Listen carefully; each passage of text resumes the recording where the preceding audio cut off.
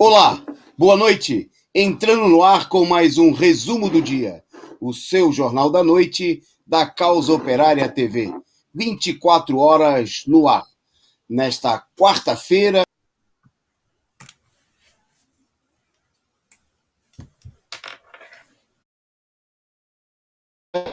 14 de julho de 2021. Entrando no ar com o nosso programa de número 782, que hoje tem como destaque a questão do Bloco Vermelho, que tem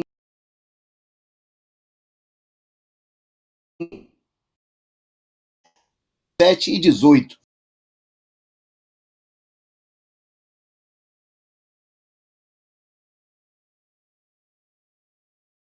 Bloco Vermelho, o fortalecimento desse bloco é um passo fundamental para impulsionar a mobilização para derrubar Bolsonaro.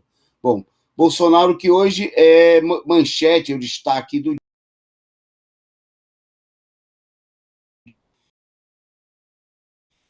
República.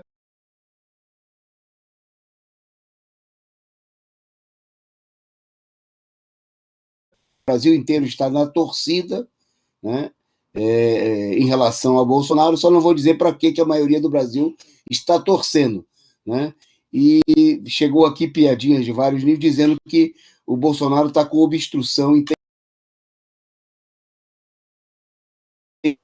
de tempo, né? E o problema é que ele elimina de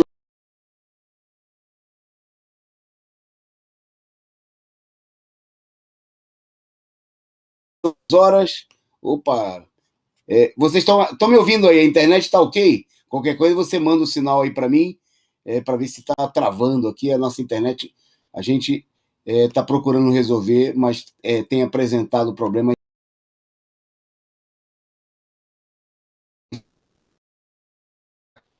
e para avançar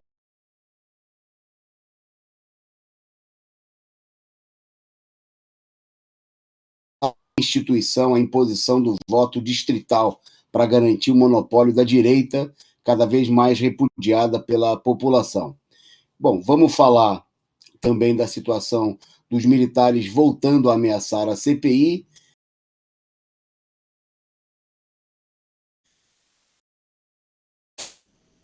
do chamado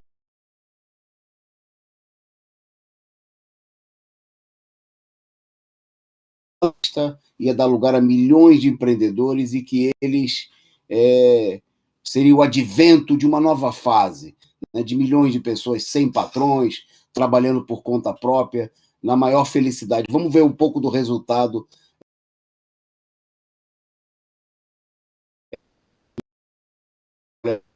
Um salário.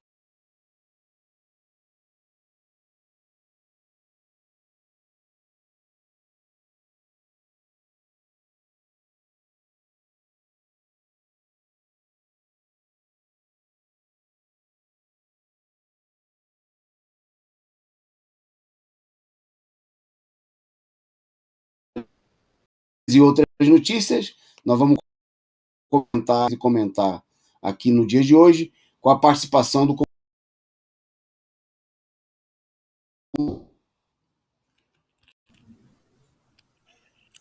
Boa noite, companheiros. Boa noite, companheiro Antônio Carlos, a toda a audiência da Causa Operária TV e do resumo do dia. Bom, vamos debater mais esses temas importantes, tomando destaque aí das plenárias do dia 17, que vão ocorrer em todo o país, né? Inclusive, são dezenas de plenárias. Vai ocorrer também aqui na cidade onde eu estou, e depois a gente dá mais detalhes sobre essas plenárias.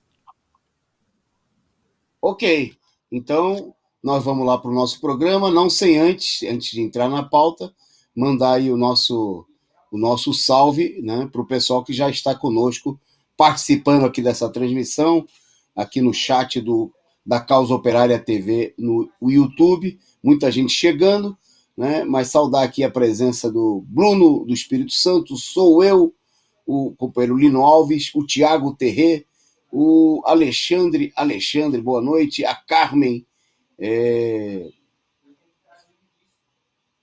também conosco aqui o companheiro Carlos Santos, a Ângela Silva, também participando. Desta vez eu consigo. O Levi que nos avisou que estava travando a internet, espero que esteja melhor aí.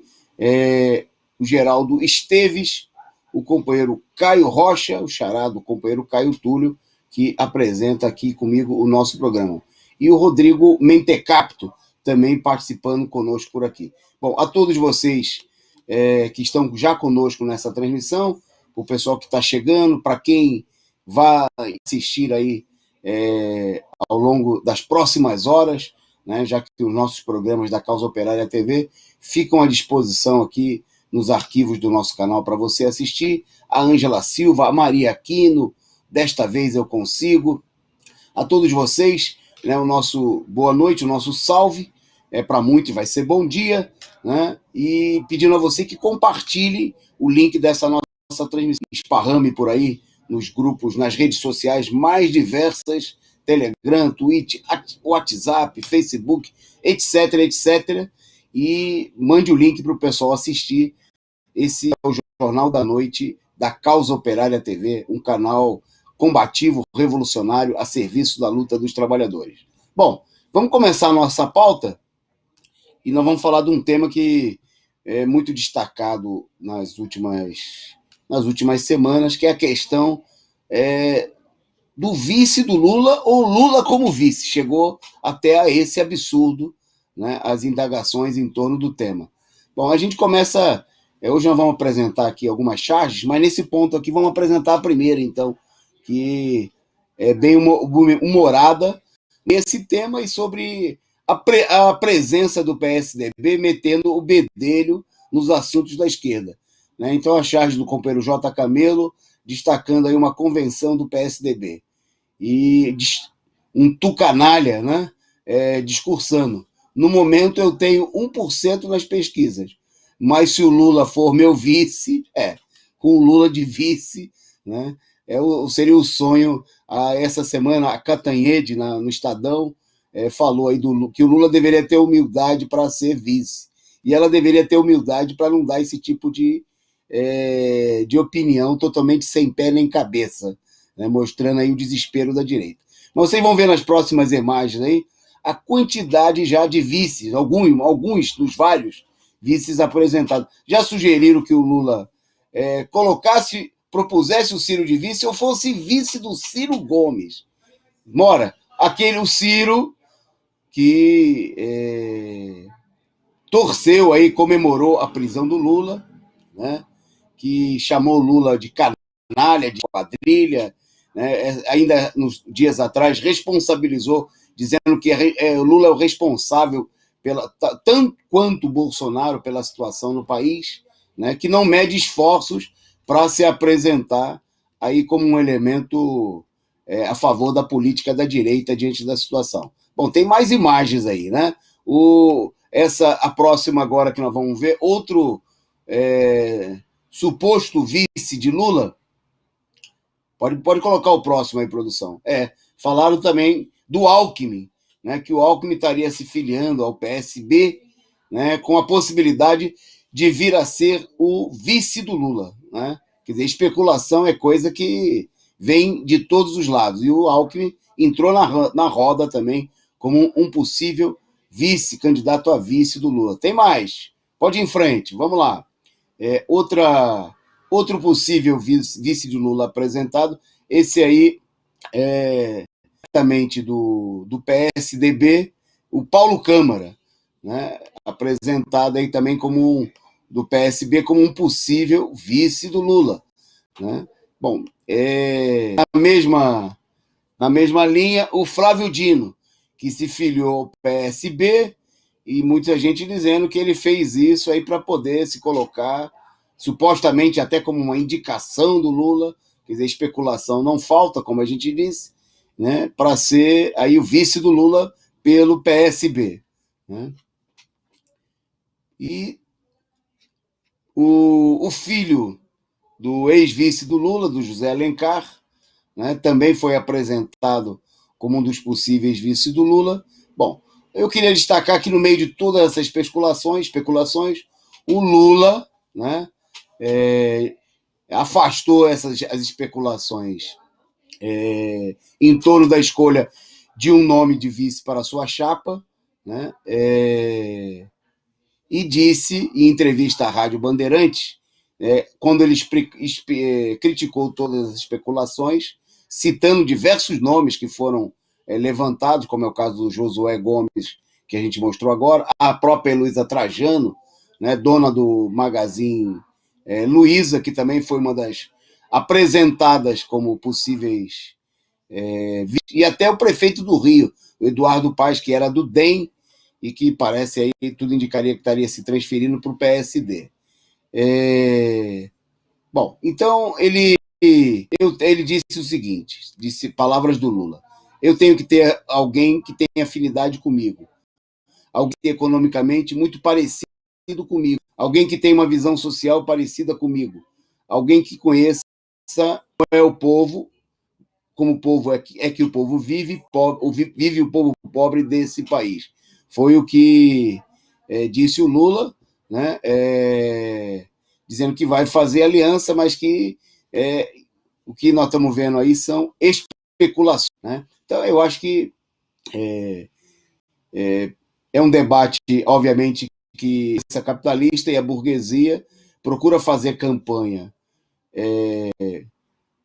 para os vices do Lula, que mais interessariam a própria imprensa burguesa, né, a própria direita, e até mesmo, né, como verdadeiros abutres que eles são, né, se colocar aí na política de apresentar até que o Lula deveria figurar na chapa como vice, como aconteceu na Argentina com a Cristina Kirchner, né, coisa que o presidente Lula rebateu veementemente nesta última semana. Bom, toda essa crise, em meio a toda essa crise, a crise política, obviamente, é resultado da crise econômica que nós temos no país.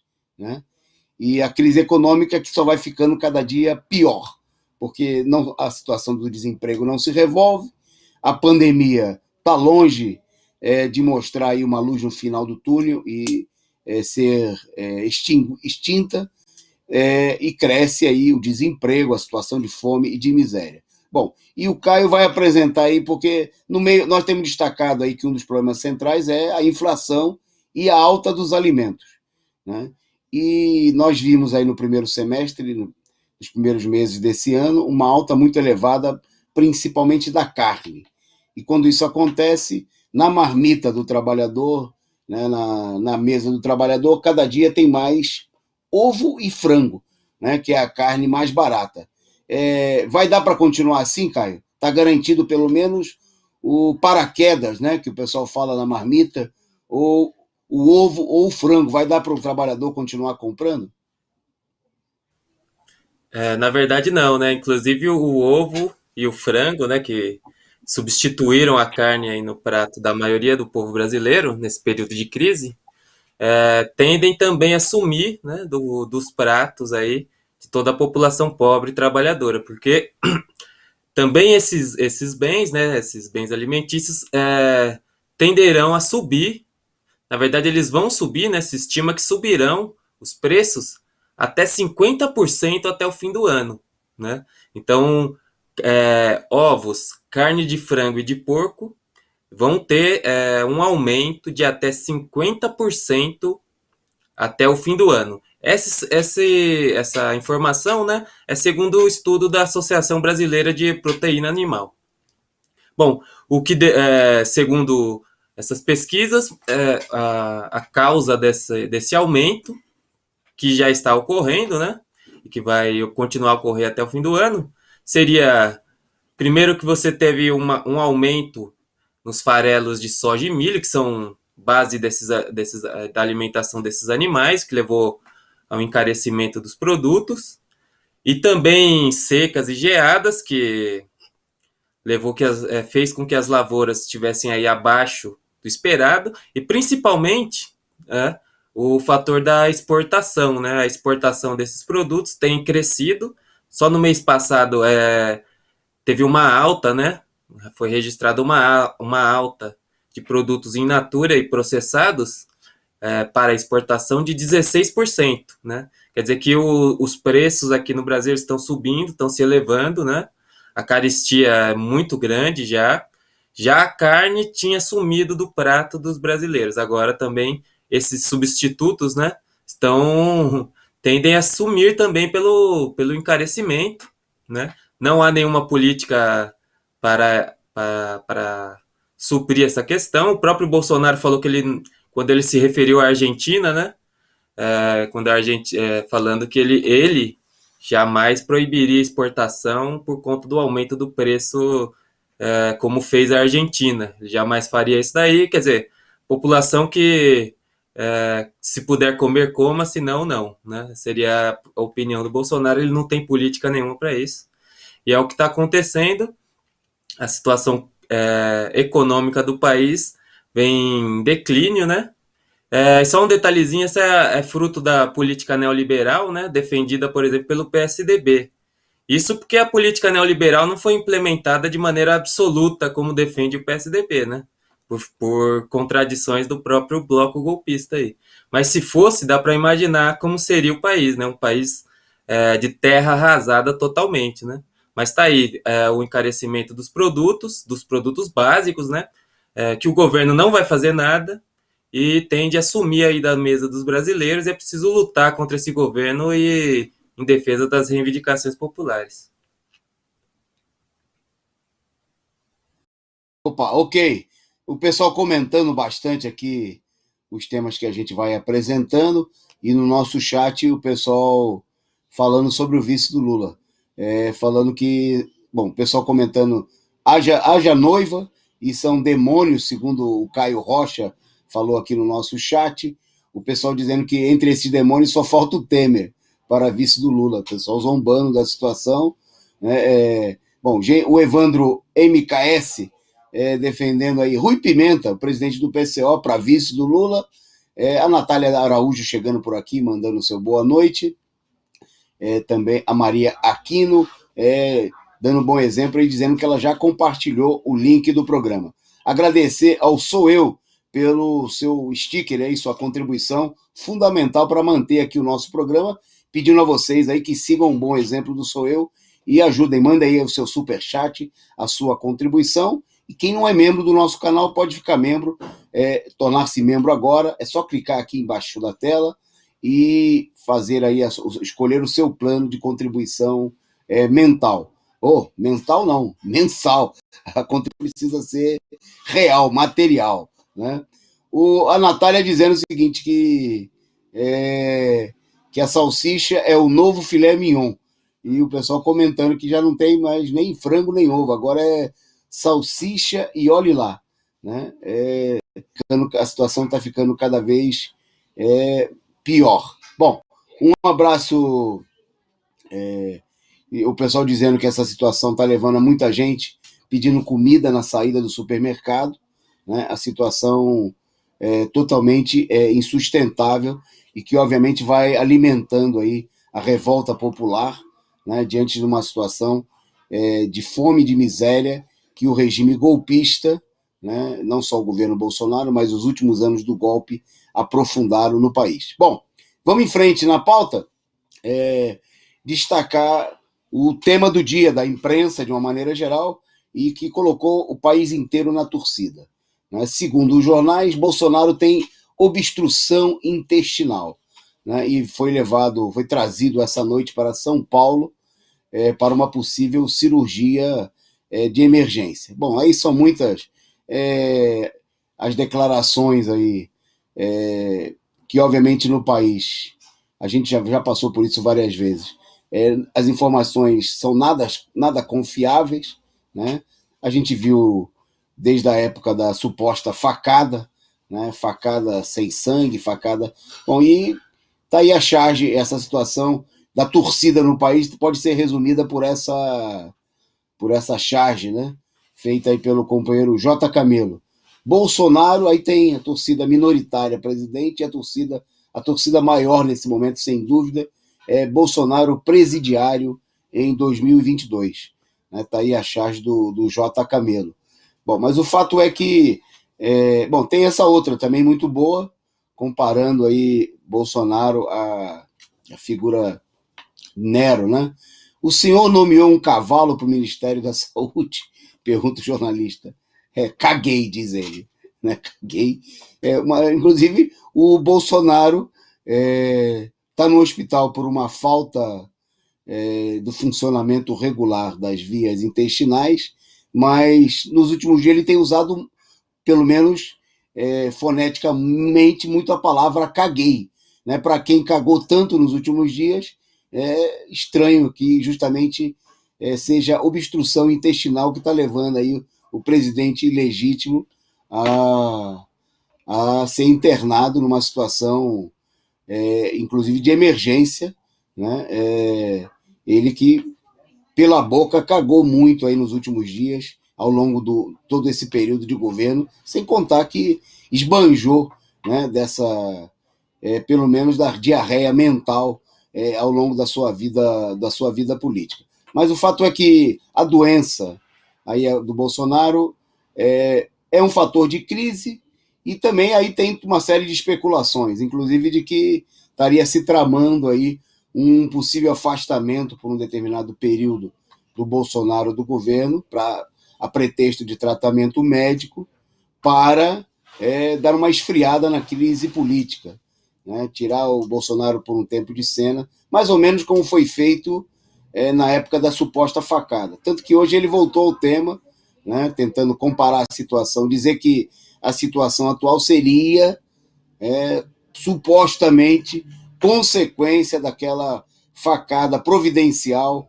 né, que em 2018 serviu de pretexto para que Bolsonaro ficasse de fora dos debates eleitorais e de uma série de empreitadas e fizesse aí uma campanha de vítima, né, nas últimas semanas da campanha eleitoral de 2018.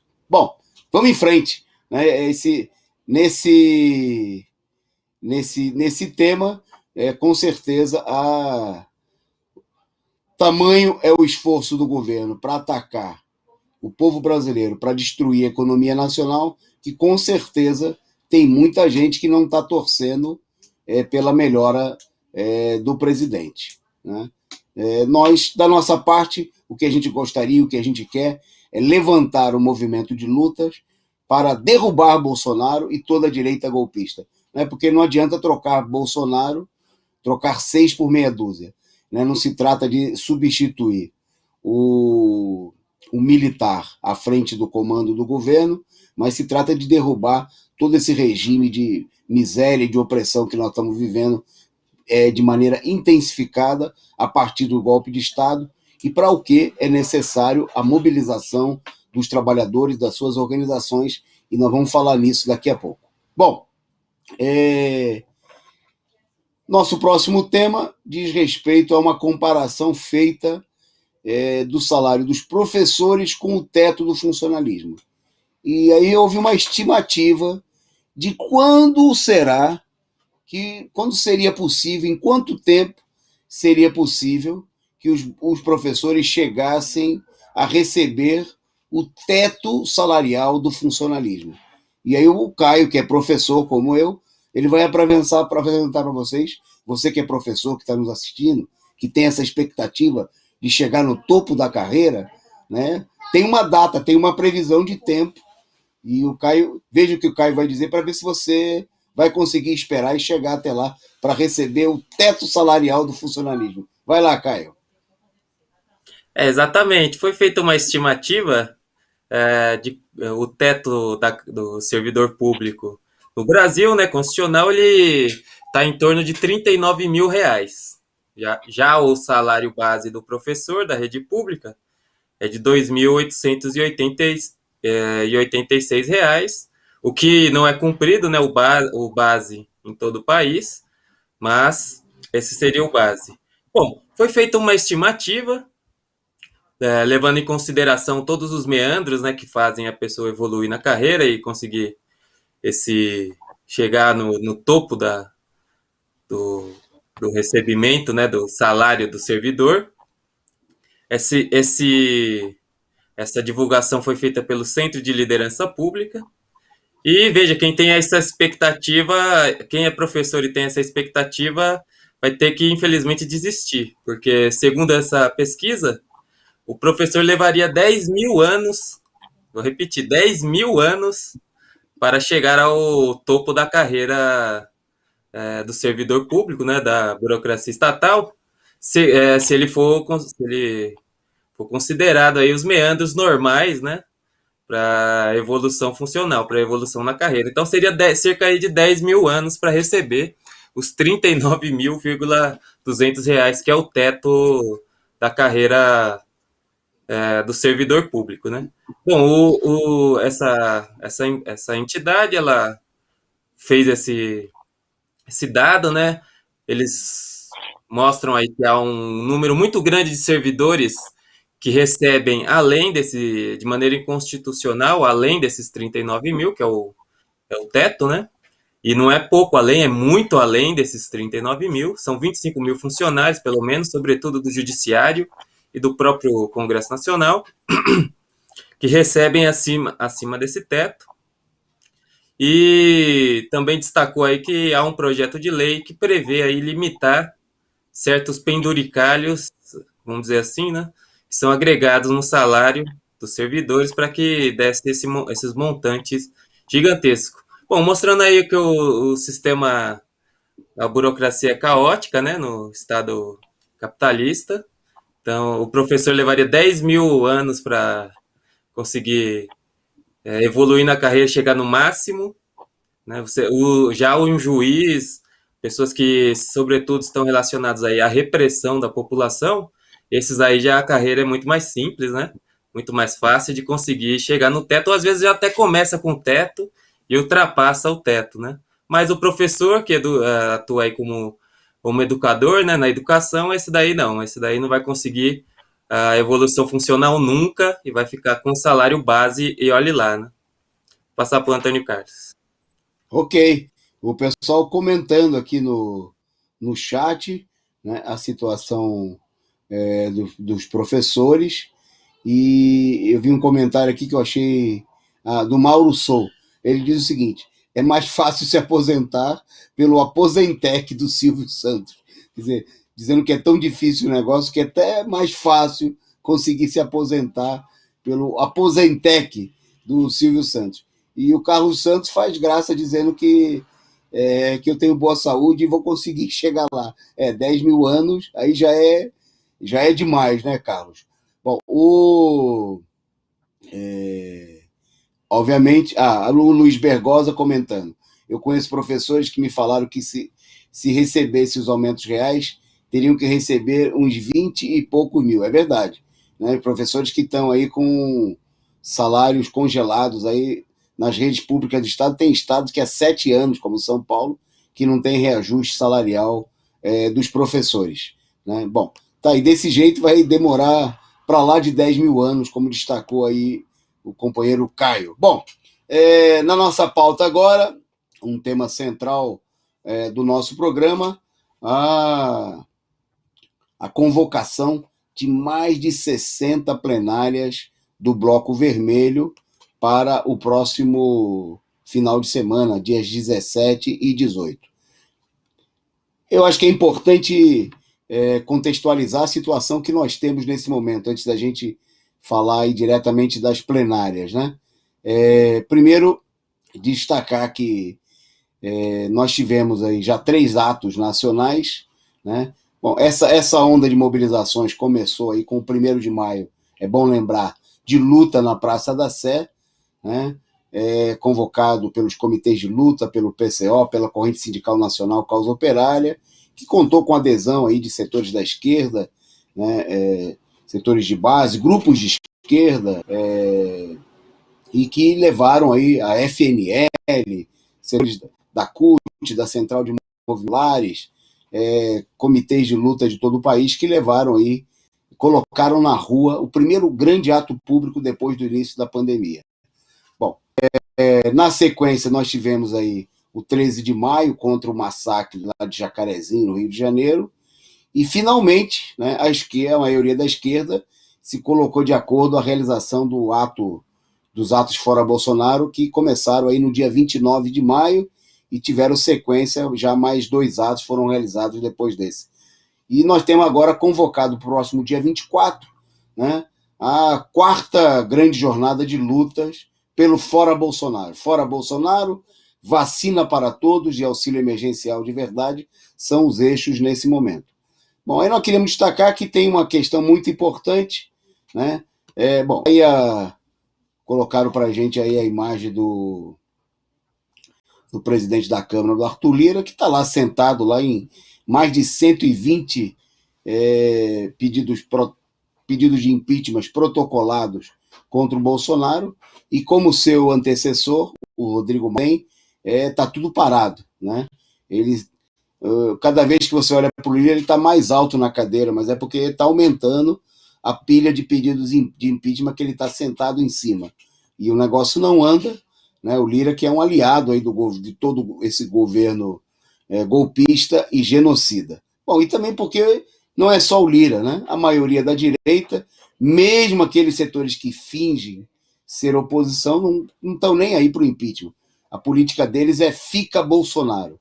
Né? Prova disso é que alguns partidos que até flertam, fingem, né, que são de oposição, como é o caso do PSDB, não assinaram até o momento 0,0 de pedido de impeachment, nada.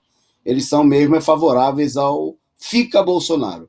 Mas um detalhe importante, antes da gente falar aí das plenárias desse final de semana, antes da gente mostrar imagens sobre isso, a gente destacar que nós tivemos aí, já nessa semana, importante posicionamento sobre o dia 24.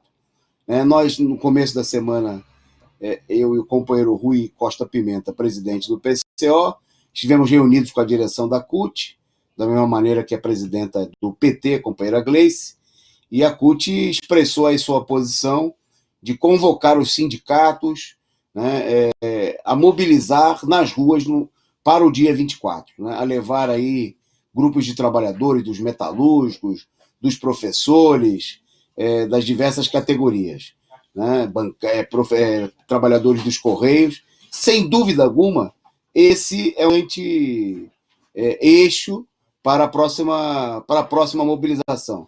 Né? Se é para ampliar, vamos ampliar com a presença efetiva e combativa, né, de colunas de trabalhadores nesses atos aí. Então, nós queremos saudar, a disposição é que a gente forme aí um grande bloco vermelho nesses atos, né, com os companheiros da CUT, com os setores combativos do PT, de todos os comitês de luta, do PCO, de toda a esquerda, lutar para derrubar Bolsonaro, né, para impulsionar aí uma perspectiva de mobilização, porque acreditar, né, que o Congresso, dominado pela... né, que está fazendo poucas e boas, aprovando as privatizações, sentado em cima dos processos de pedido de impeachment, etc., esperar por algo que não vai vir. Né? Como o próprio Lula destacou na semana passada, que impeachment só com pressão, só com mobilização. Então, é preciso sacudir, ir às ruas, e uma questão fundamental é justamente mobilizar os setores mais organizados e mais combativos do povo brasileiro, como é o caso da sua classe operária.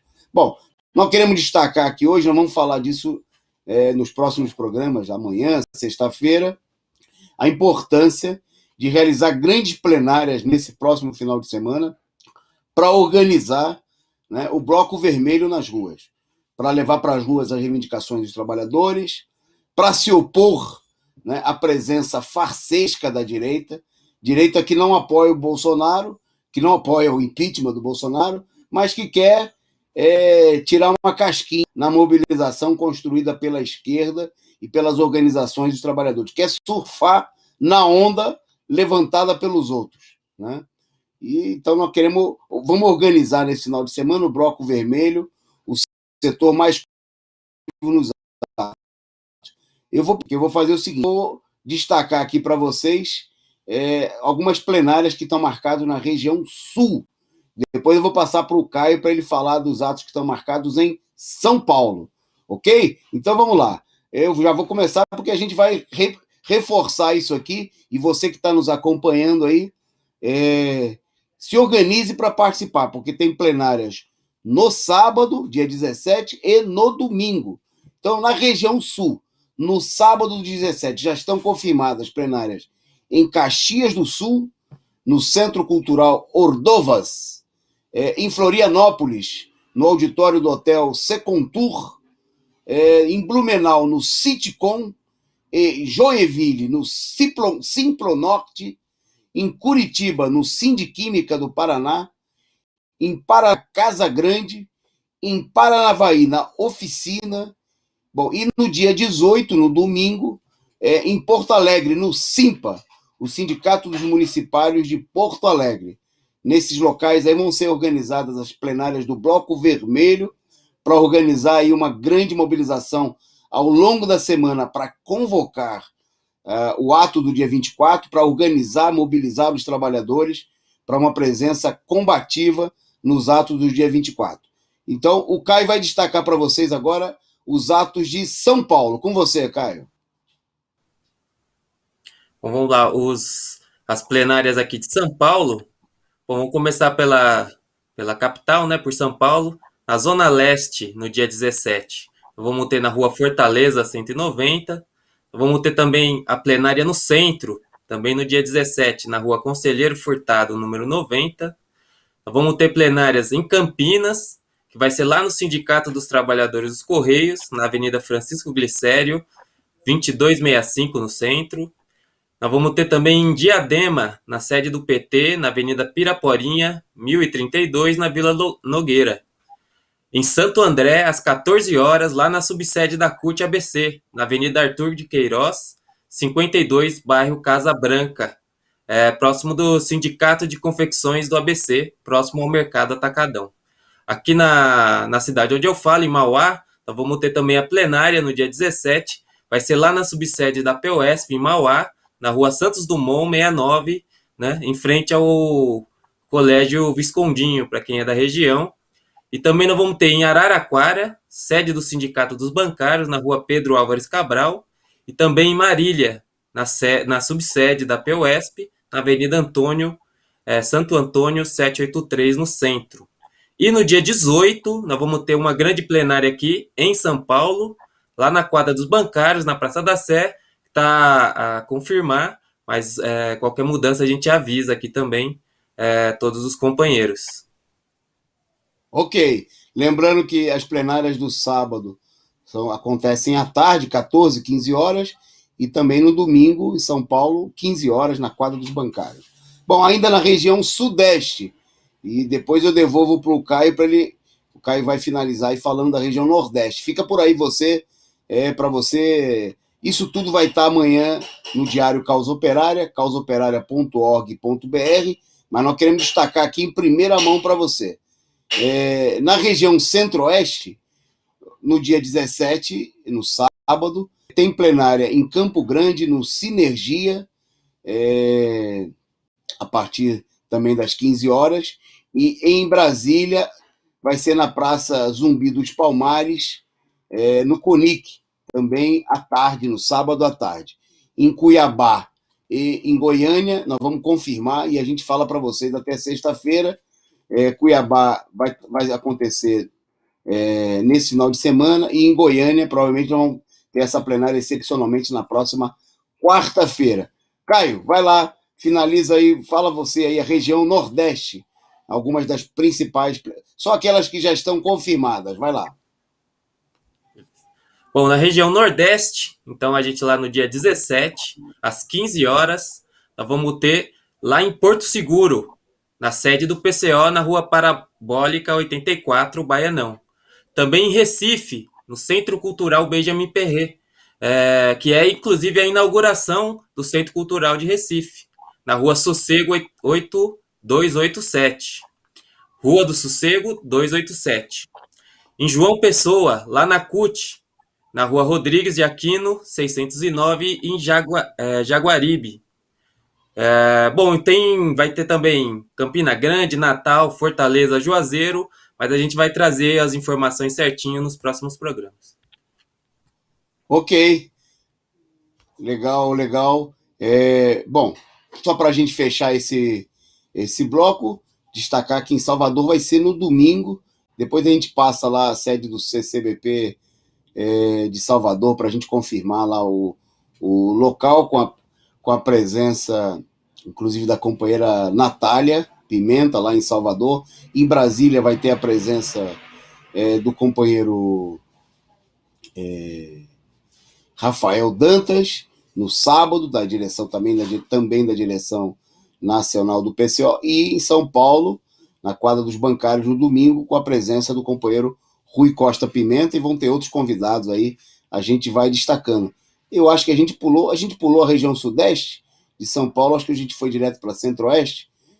Na região sudeste, tem plenárias no sábado, dia 17, em Niterói, na sede do PT, na rua Dr. Bormann, em Belo Horizonte, no auditório do Senarab, lá no Calafate, em Volta Redonda, no Rio de Janeiro, na Associação para o Melhoramento do Bairro Volta Grande, e no domingo acontece no Rio de Janeiro, nós vamos estar lá no Rio de Janeiro com os companheiros do Rio, na quadra da Unidos do Jacarezinho.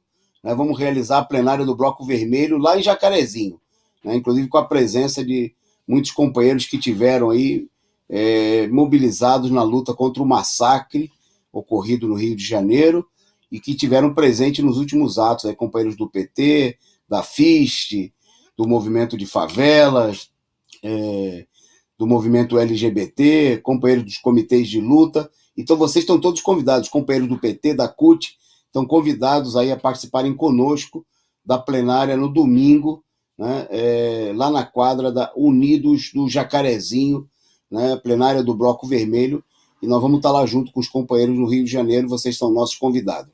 Bom, a gente fala mais, só para a gente esqueceu aqui, tem o pessoal perguntando se tem confirmado já na região norte.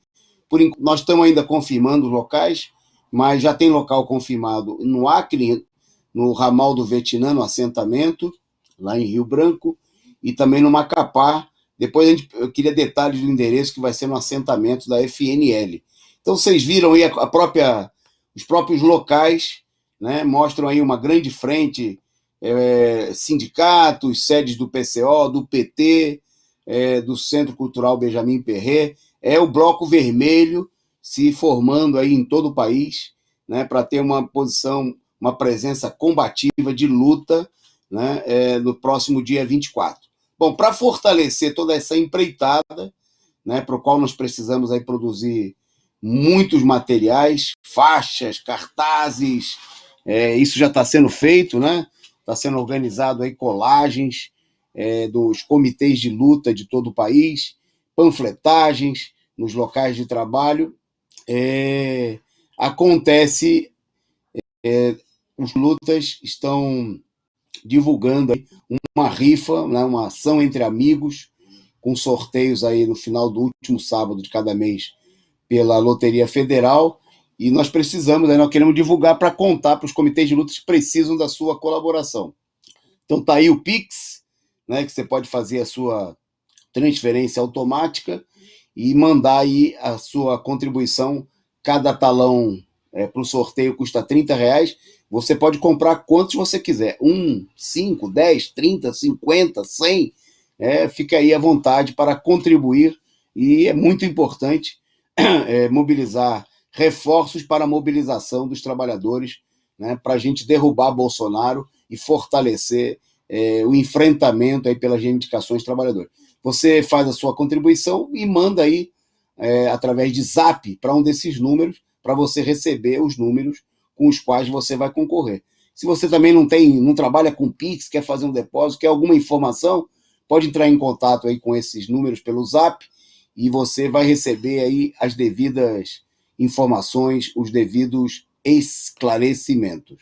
Bom, vamos em frente então, seguindo na nossa pauta, no programa de hoje, destacar aqui o avanço da crise para tentar fazer avançar a reforma política na Câmara.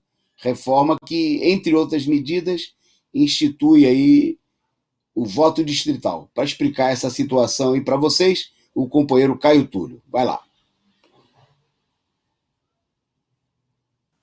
Bom, nessa quarta-feira, né, foi lido o projeto APEC, né, cuja a relatora é a deputada Renata Abreu, que trata de uma série de modificações, né, na legislação, inclusive na legislação eleitoral. Uma reforma seria uma reforma política, né? Bom, essa PEC, ela entrou num processo de crise, né? Porque não conseguiu os acordos necessários. Bom, essa PEC, ela começou como uma pequena modificação na questão eleitoral, né? Um deputado do PSDB que propôs que dias feriados, né, não entrassem, não contassem como parte da eleição. Então, você não poderia fazer eleições nos dias de feriado. Bom, essa pequena modificação levou a uma série de enxertos nessa proposta, e essa proposta virou uma grande proposta de reforma política, incluindo aí o sistema distrital de votação já para o ano de 2022, né? O sistema distrital que anula o sistema proporcional, como é agora, né, para as casas legislativas, e impõe uma espécie de que propicia, né, que um esquema eleitoral dos grandes latifundiários, aquela questão do caberestu, né, eleitoral. Então, em cada região, quem tiver mais voto ganha, né, seria assim, simplesmente assim, além de muitas outras reformas e modificações, como, por exemplo, o deputado ou mesmo o presidente não poder trocar de partido durante o seu mandato, dentre outros temas. Bom, essa reforma teve muito bate-boca, né, no dia de ontem, no dia 13, na discussão desse relatório. Foram apresentados vários relatórios sobre vários temas, né, polêmicos sobre essa reforma eleitoral, meio feita às pressas, né, pela direita. E, por enquanto, foi decidido suspender a votação, né, da proposta do relatório final por conta de divergências entre os deputados. Bom, mas mostrando aí que a direita ela tá colocando toda uma iniciativa, né? A gente pode ver que a direita ela tem várias formas, né, de atuar politicamente. Essa é uma iniciativa, eles vão procurando mudar aí o esquema eleitoral para se beneficiar nas próximas eleições, né? Sem dúvida, essas reformas eleitorais feitas por esse Congresso não tem nada a ver com melhorar a qualidade, né, da representação nacional, muito pelo contrário. Tem a ver com os interesses da própria direita, né, e também da extrema-direita, que se degladiam lá no Congresso Nacional para impor aí os seus próprios interesses, né? E a questão do distrital, que é uma questão que se destaca, que é do interesse das máquinas partidárias, né? E também dos elementos mais reacionários do campo, por exemplo, e de vários locais, né? Dos coronéis, por exemplo, do Nordeste, que se beneficiariam desse tipo de votação.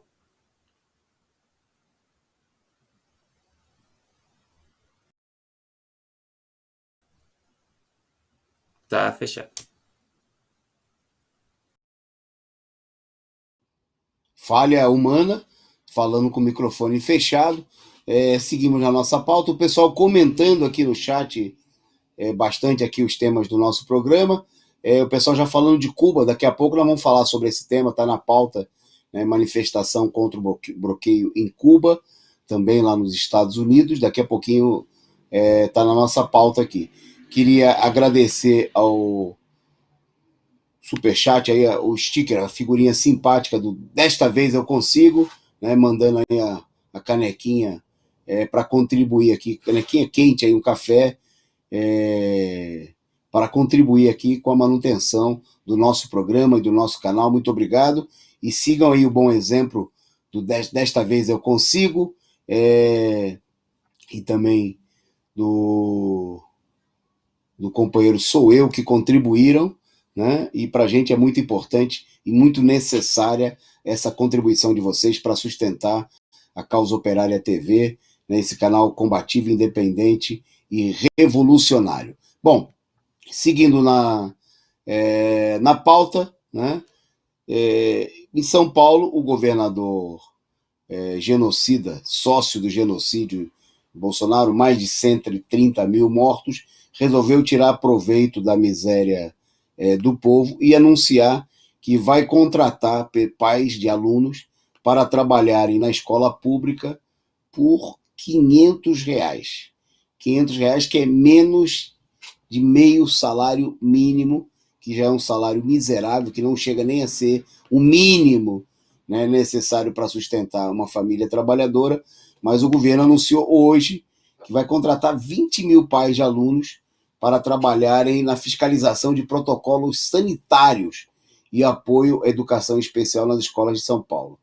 E os selecionados, quer dizer, que o governo já está contando aí que na situação de miséria que nós temos, vamos ter aí dezenas e dezenas de milhares de pessoas que vão se inscrever, né? Esses selecionados iriam receber aí uma bolsa auxílio de R$ 500.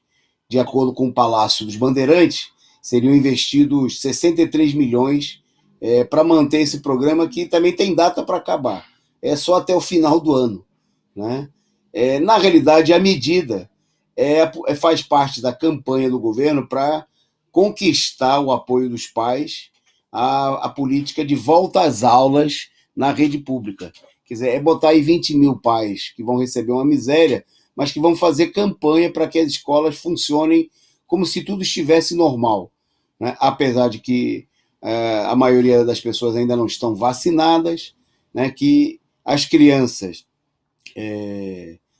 sendo pessoas que podem adquirir facilmente e transmitir a doença, levar de casa para a escola, de escola para casa, né, o convívio aí nos locais de transporte coletivo, etc, etc, né, já que, obviamente, elas não têm imunidade, e que mesmo são assintomáticas, na maioria das vezes, e mesmo sem apresentarem os sintomas, podem se infectar e espalhar os vírus, e a gente tem uma nova, inclusive no momento que nós estamos ameaçados aí por novas variantes, né? Não só no Brasil, mas em todo o mundo. É uma situação para lá de criminosa, né? Mas mostra aí, o governo fazendo campanha eleitoral às custas da desgraça do povo. É o governo pseudocientífico do PSDB, do tucano Mário Covas, né? Tentando explorar. Por quê? Essa imagem que tem é bem interessante, porque mesmo com toda a pressão que o governo tem feito, a adesão à política de volta às aulas tem sido muito baixa, né? E o governo está procurando aí criar novas formas de pressão sobre os trabalhadores da educação e sobre a comunidade de um modo geral, para estimular a volta como se nada estivesse acontecendo e em condições que o Estado e o país inteiro continua sob o risco da pandemia da Covid-19. Seguindo na nossa pauta, vou passar justamente para o companheiro Caio para ele destacar aí os últimos dados sobre a Covid-19 no Brasil. Vou destacar os últimos dados rapidamente. Bom, o Brasil registrou, né, passou, né, de 537 mil vítimas da Covid-19, e nas últimas 24 horas nós tivemos mais 1.574 mortes nesta quarta-feira, né? Também em números de infectados, nós tivemos aí 57.736 casos confirmados nesse último período, um número extremamente elevado. Bom, embora a imprensa capitalista venha fazendo campanha há dias, né, de que os números todos estão caindo, né, uma tendência à queda na taxa de mortalidade, ela continua ainda muito elevada, né, em contraste total com a iniciativa dos governos todos, né, não só do Bolsonaro, mas também da direita, que agora ignoram completamente a pandemia, né? Um fato curioso, eles ignoram completamente que exista a pandemia, como se não existisse mais, e não tem mais nenhuma iniciativas cosméticas tem mais para conter a pandemia do coronavírus, né? Então tá aí, o quadro continua grave, nós estamos nos aproximando aí de 550 mil brasileiros mortos pela Covid, E a vacinação também caminha a passos lentos, né? Bem lentos. Mas esse é o quadro desse último período. Ok. Na pauta agora, o jornal direitista golpista O Globo, na coluna da Bela Megali, divulgou aí novas ameaças de setores das Forças Armadas em relação ao Congresso Nacional. Os militares já haviam ameaçado na semana passada o presidente da CPI da Covid, o Osmar Aziz, após o senador ter dito que os bons das Forças Armadas devem estar muito envergonhados com algumas pessoas que hoje estão na mídia. Palavra do Aziz. Né? O Aziz, na oportunidade, tinha acrescentado que há muitos anos o Brasil não via membros do lado podre das Forças Armadas envolvidos com falcatrua dentro do governo. Fazia muitos anos. Obviamente, demagogia, retórica, né? As declarações do Aziz foram feitas quando da prisão de um sargento. Né? Aí a pessoa de mais alta patente que eles conseguiram prender até agora foi um ex-sargento, né, diretor aí de departamento lá no Ministério da Saúde. Bom, mas mesmo diante desse episódio menor, os militares ameaçaram aí claramente a própria CPI e o conjunto do regime político vigente aí com um novo golpe. Né? Na oportunidade, os militares publicaram uma nota afirmando que as Forças Armadas não aceitarão qualquer ataque leviano às instituições que defendem a democracia, a liberdade e o povo brasileiro. Olha, veja só, as Forças Armadas defendem a democracia, a liberdade e a liberdade do povo brasileiro. E se é assim, por isso que a gente não tem nem democracia e nem liberdade nenhuma. Bom, mas o Globo hoje destacou que os militares voltaram a fazer afirmações ameaçadoras diante da possibilidade de convocação para depoimento na CPI do Walter Braga Neto, ele que é general e ministro da Defesa. Né? Bom, fica evidente aí, a CPI é uma fraude. Né? Na semana passada, a prisão do sargento da reserva durou aí alguns minutos, né? E ele saiu aí com uma fiança de um salário mínimo, né? Que é muito para a maioria do povo que não está ganhando isso. Mas, obviamente, que para a direita e para os integrantes do governo não representa absolutamente nada. E, diante da fraqueza da crise, os militares continuam aí a toda, né? E que fica evidente que para barrar a possibilidade de um golpe é preciso a mobilização popular. Né? Não vai ser a direita com seus discursinhos na CPI, no Congresso Nacional, né, que vão conter a fúria golpista, né, do Bolsonaro e dos militares, do alto comando das Forças Armadas, que continuam, né, mesmo com todo o retrocesso político que eles já impuseram ao país, o retrocesso na economia, a devastação do país, continuam a todo vapor as suas ameaças e ocupando aí mais de 7 mil cargos, né, mostrando que eles vieram para ficar, né, e para impor essa política que nós estamos vendo aí de devastação da economia nacional em favor dos interesses do imperialismo. Bom, por falar em salário mínimo, né, que a gente citou aí no caso da fiança do ex-sargento, sargento reformado, que foi preso por alguns minutos aí por ordem da CPI, um destaque hoje importante, que o Caio vai falar agora, é sobre a situação dos chamados empreendedores. Vocês lembram que lá na reforma administrativa, na reforma trabalhista, logo depois da ascensão do governo golpista do Temer, fizeram um conjunto de reformas dizendo que a vida de milhões de brasileiros ia melhorar, porque eles iam se transformar em empreendedores, em pessoas que iam adquirir um CNPJ e serem patrões de si mesmo. E aí, Caio, como é que anda a vida desses patrões deles mesmos?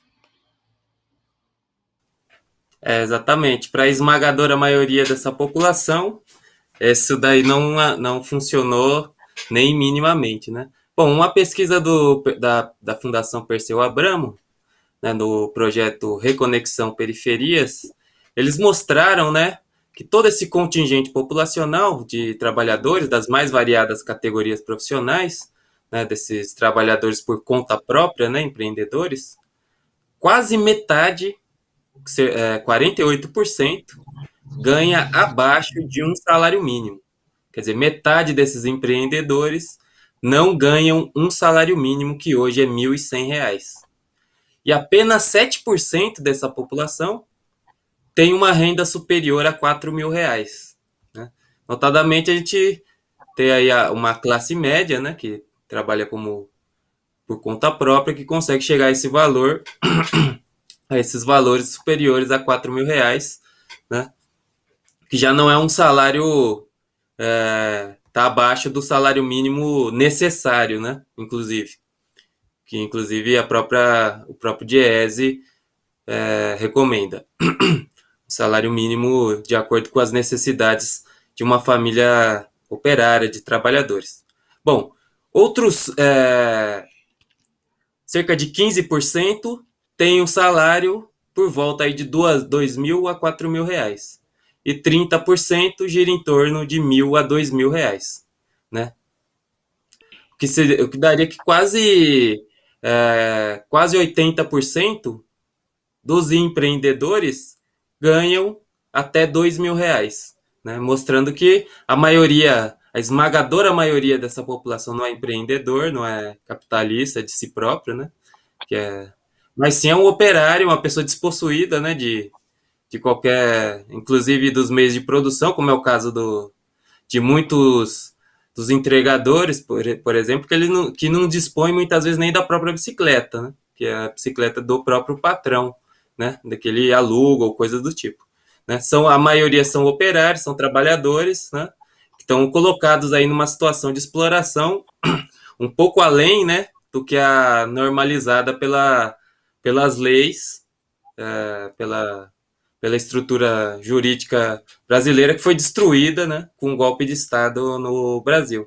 Está aí mostrando que não tem empreendedorismo nenhum, na verdade é um retrocesso nas relações trabalhistas, né, e um retrocesso nas condições de vida e de trabalho e de salário, né, de remuneração do operário brasileiro. Ok. Valeu, Caio. Bom, vamos entrar aqui brevemente nesse final do nosso programa.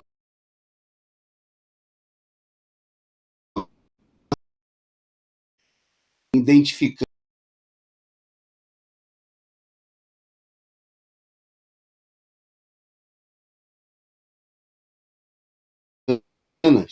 anunciaram aí que teriam identificado 21 colombianos, a maioria deles ex-militares, como parte do suposto complô que matou o presidente do Haiti.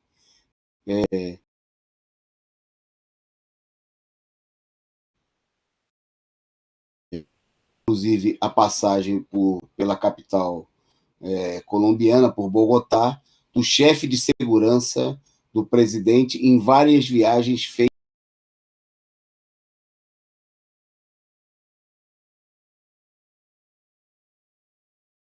haitiano com a morte do presidente.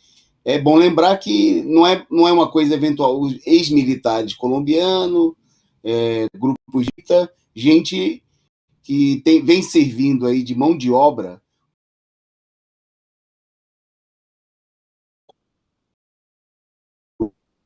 venezuelana,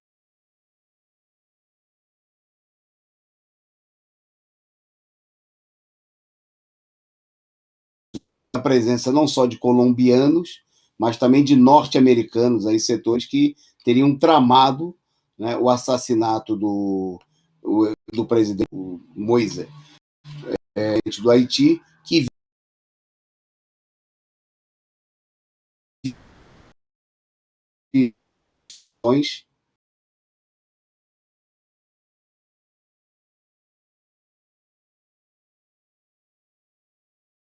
esses do povo haitiano.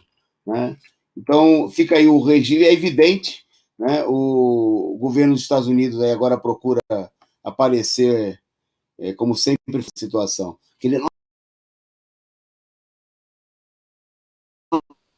assuntos internos do Haiti, né?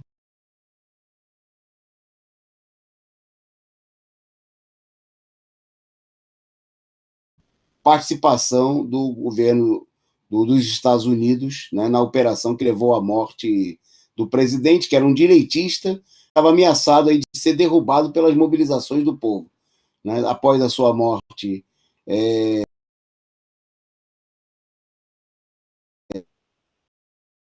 o capitalismo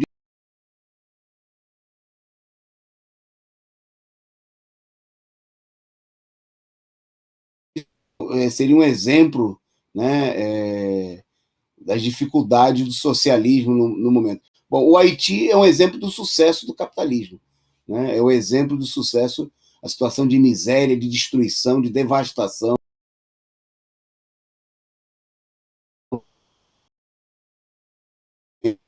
direito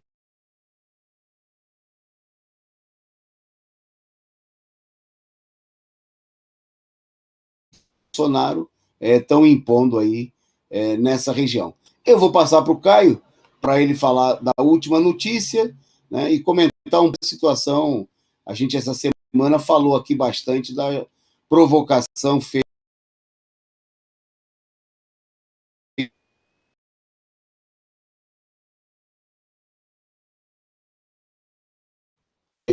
em Cuba e também aqui no Brasil, né? Teve manifestações no consulado, na embaixada americana, que foram repudiados aí pelos militantes da esquerda, do PCO e outros. Caio, como você vai dessa situação?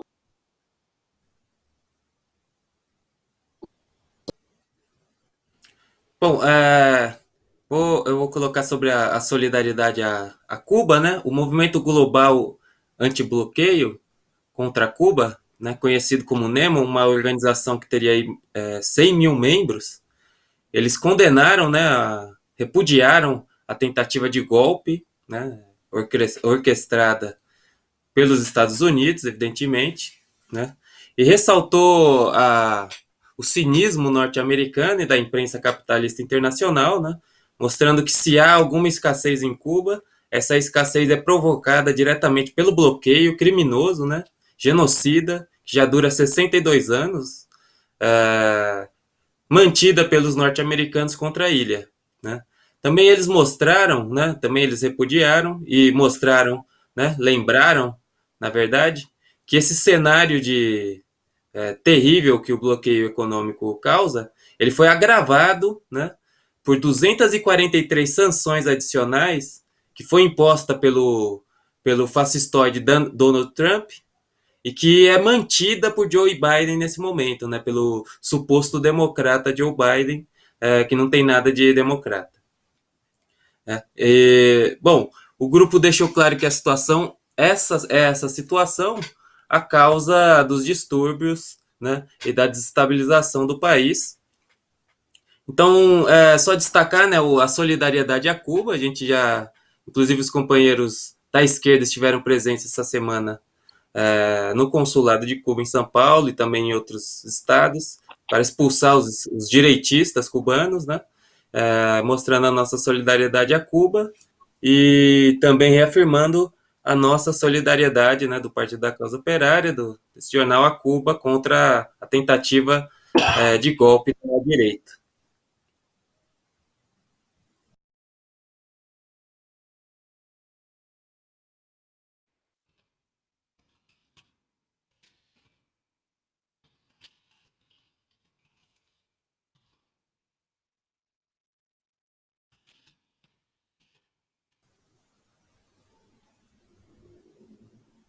Opa, acho que travamos. Bom, eu vou ficando por aqui, já me despeço também e vou passar agora para o companheiro Antônio Carlos. Então, tá bem, a gente fica por aqui, vamos encerrar mais um resumo do dia, agradecer aí a sua participação, você que nos acompanhou. continuar já agora à noite.